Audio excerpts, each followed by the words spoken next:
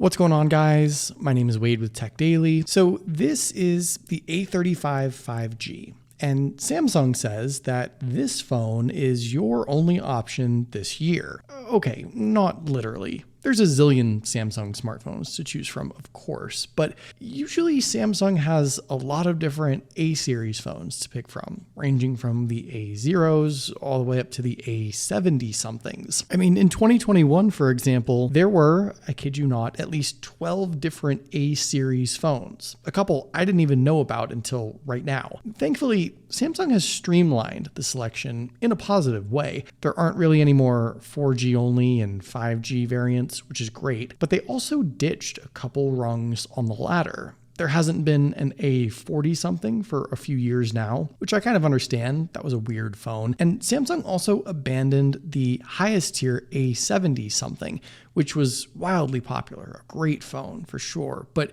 sort of overlapped with both the A50 somethings and the FEs. Also, here in the US and a couple other regions, Samsung just straight up isn't selling this year's A55 and actually issued a statement saying they'd prefer if customers opted for the FE or the S-series flagship instead. So in a way, it kind of sort of does feel like Samsung is only giving us the A35 this year as that upper mid-range option, and I think there's two reasons for this. One, it's been pretty apparent the last couple of years. There's been a lot of overlap between the A30 somethings and A50 somethings, the A50 somethings and A70 somethings, and the FEs as well, I guess. Like, arguably, those phones were so close in specs and features that it really didn't matter which one you chose. So I think Samsung just decided to pick a few phones at random to remove from the lineup. The other reason Samsung is limiting the lineup this year, I believe, is because their flagship smartphones, the S series and I guess the FE as well, it's technically an S phone, well, they don't seem to be selling well. And the reason for that is, in my opinion,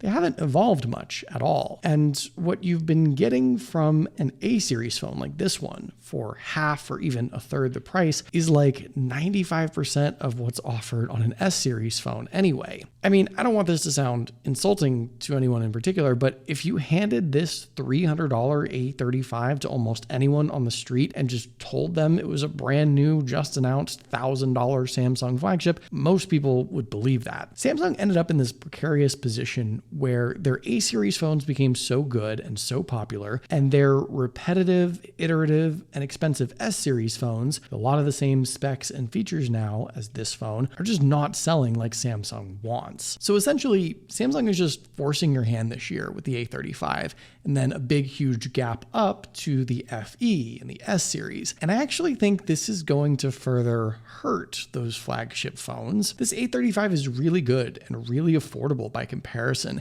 And with now a bigger gap between this and those flagships, I think less people will make the leap to those phones, not more. Whichever Samsung smartphone you choose this year, I would also recommend pairing it to a great carrier like Tello, this video's sponsor. I first recommended Tello a year ago, and since then they've gotten better and cheaper. Tello offers affordable and customizable phone plans, so you pay for exactly what you need only when you need it. Tello's unlimited everything data plan is now just $25 a month, and Tello provides the same great nationwide 4G LTE and 5G coverage as those big wireless companies, but at a fraction of the cost. You also get additional perks like free hotspot and Wi-Fi calling and international calls to more than 60 countries. There's no extra fees and no commitments. You can cancel at any time or adjust your plan whenever you'd like, however you'd like, with the minutes and data. And Tello also makes it easy to use your current phone on their network. Most GSM or unlocked devices are eligible, like the A35 for example, and you can check their website to see if your current phone is compatible. Tello offers the most flexible and affordable phone plans, and they're highly rated by their current customers. Create a custom plan and see how much you can save at Tello.com, or click the link in the video description below. So like I alluded to a moment ago, or I guess just blatantly said outright,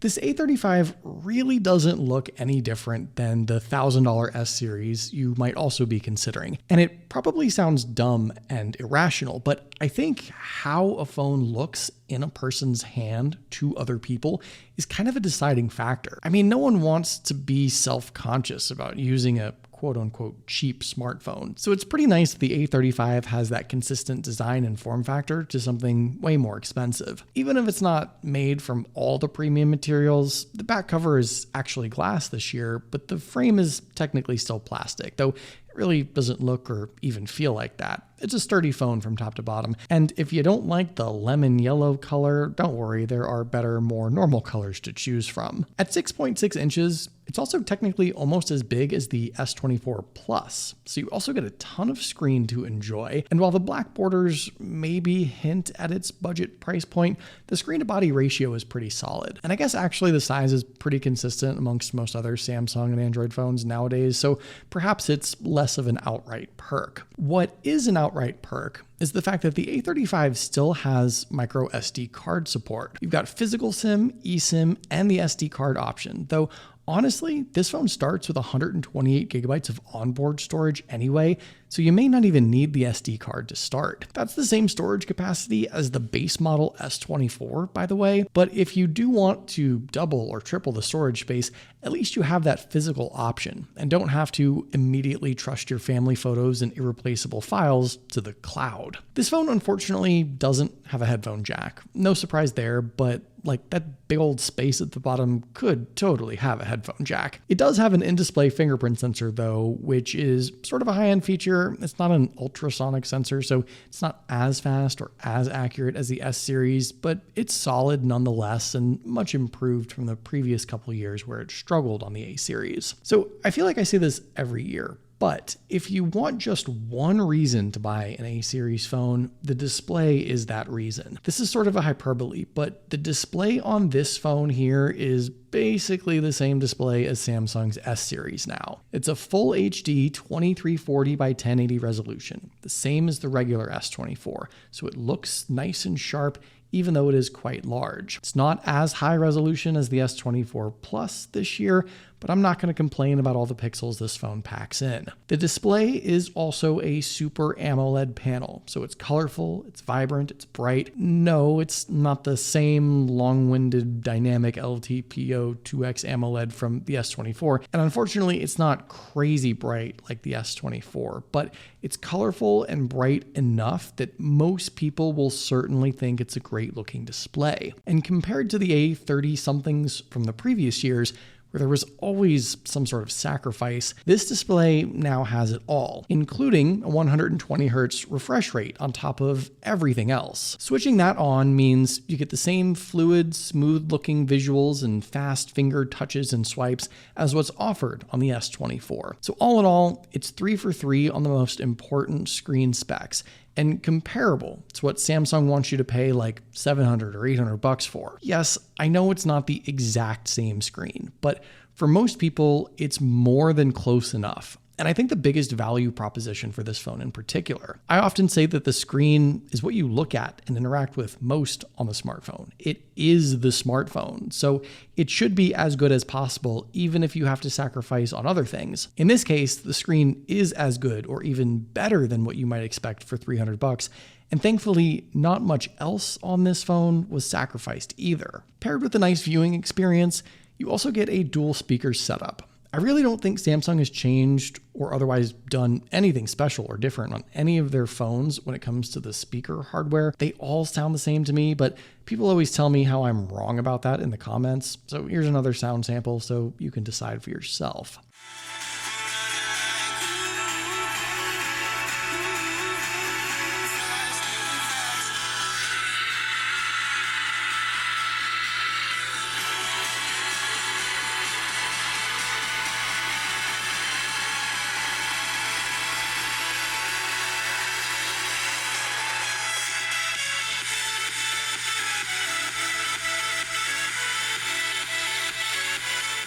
Okay, now I obviously have been praising this phone nonstop up to this point, and I'm hesitant to even offer the criticism I'm about to say since it's sort of niche and really user specific, but I think it's only fair to mention and try and explain it. Inside the A35 is Samsung's own Exynos 1380 processor. It's the only processor option available for this phone. Sometimes different regions will have a Snapdragon or MediaTek variant of a phone, but not for this one. And some people, especially the tech-savvy folks and those who put performance on a pedestal, will immediately write off this phone for that single reason, the Exynos processor. Samsung's in-house chipsets, their Exynos brand, have been utterly unable to shake off their reputation of being poor performing, overheating, or otherwise being inefficient. Exynos processors have had issues in the past for sure, but it's one of those things where I think the folks who care most about this aren't even considering this phone anyway. So it doesn't really matter, and everyone else doesn't know or even care about what's powering this phone from the inside. Here are the up-to-date Geekbench scores for the Exynos 1380. It's about a 1.5-year-old chipset, upper mid-range, 8-core, 5nm. It has all the buzzwords and potential to be good, and for most people, it is good. This is a good performing phone for everyday use, and I think it's pretty decent for gaming too. It's just not going to be good if you game for like hours on end, or if you have to set your games to the highest extreme graphics settings. That's where any overheating or throttling issues may present themselves with this phone. But otherwise, for most everything else you do during the day, I truly don't think a vast majority of people will experience much of an issue with performance. On top of that, this phone offers you the same current full-featured Samsung Android experience and ecosystem of apps and supported accessories that you'd otherwise pay top dollar for. Some of the Galaxy AI features might also hit this phone soon, and I think you'll be hard-pressed to find any noticeable or significant user experience differences between this phone and a $1,000 S series. Of course, that's heavily user specific. Like if you're the #1 Samsung DeX user in the world, sorry, this phone doesn't support DeX. But for the average everyday person who enjoys the fun and familiar Samsung Android experience, well, you certainly get that at a much more friendly price. And there's one other relatively recent value proposition for this phone I should mention. Samsung says it'll support the A35 for 4 major Android updates. That's pretty darn good for a phone this cheap, and it means you won't be recycling this after a year or two or miss out on any Samsung UI or future Android features. What was once yearly e-waste in a budget A-series phone is now an enticing long-term play, and considering all the other specs and features this phone has now, I think this will be a solid phone even 4 full years from now. I mean, not a lot has even changed in the last few years with smartphones, so I think you'll be more than comfortable keeping this guy for a while. A surprising perk with a lot of these A-series phones, including the A35 this year, is really decent battery life. Samsung sticks the same 5,000 milliamp battery in like most of their phones nowadays, and I've seen this phone hit 10 plus hours of screen on time without needing to be plugged in pretty regularly. Again, this is going to be dependent on how you use your phone. If all you do is like make phone calls, it might legitimately last you 2 days without needing to be plugged in. If you play Call of Duty Mobile nonstop, you'll be plugging it in after like 2 or 3 hours. And when you do plug in this phone, it supports the same fast-ish 25 watt wired charging standard as the S series phones. It doesn't have wireless charging, which isn't a surprise, but as a whole, solid battery life and quick charging capabilities are both pluses. If you want to play devil's advocate and look for a reason not to buy the A35, its camera capabilities would be it. Not because this phone takes a bad picture, but just because what you do get on the flagships by comparison is just so much better. The triple lens setup on the back of this phone presents well. There's a 50 megapixel main lens, an 8 megapixel ultra wide, which always comes in handy, and a 5 megapixel macro, which still feels like just something that just gets slapped on to make the setup look better with more lenses. The selfie camera is a 13 megapixel shooter up front, which doesn't say much. The S series has a 12 megapixel selfie camera. Capability-wise, Samsung gives you a lot of extras that make the phone feel feature-packed and better than budget, like 4K video recording, like the 50 megapixel picture mode, but most everything else here is just stuff that's there. They're not features or enhancements that make the phone a high-end picture or video taker like a flagship. They don't offer anything that creatives or people who use their iPhones or S24 Ultras for professional work would want. The camera setup here is for average, everyday pictures and videos that end up looking, well, quite average. Not bad by any means. There's nothing wrong with anything You get night mode, the wide angle is useful, the videos look plenty stable enough. It's miles ahead of the A series from a few years ago, but it's miles behind the flagship camera setups that have been getting 100% of the attention from smartphone makers right now, regardless of if the average person fully utilizes those extreme camera setups. The camera capabilities are what you'd notice most if you made that big leap from the A35 to like an S24 or even the FE, I think. But besides that, I think most everything else with the A35 is pretty on par. On the one hand, I can totally see why Samsung has sort of limited the options this year. They make a lot of freaking phones year after year. And I know not every phone is available in every part of the world, but having 10 or 12 phones just in their budget lineup is pretty unnecessary. Streamlining is good. Ditching all the overlapping features and specs is good, but Samsung is missing something big right now. Their flagship S phones just aren't that different year over year. They're not drastically changed or improved, and all the little things added to the A series phones now means that this $300 device is nearly as good as something with a almost 4-figure price tag, especially in the eyes of the average everyday consumer. And because of that, I think way more people will be opting for this instead of those expensive phones again this year, because with fewer phones in the lineup and a bigger gap between this and the $700 or $800 S series, the A35 just makes way more sense. But what do you guys think? Is the A35 something you'd consider? Do you have one yourself? Let me know in the comments down below and tell me about your experience with it too, good, bad, or otherwise. Hopefully you guys did enjoy this video though. Be sure to follow TechDaily on Twitter and subscribe to the TechDaily YouTube channel if you haven't already, and I'll see you guys later.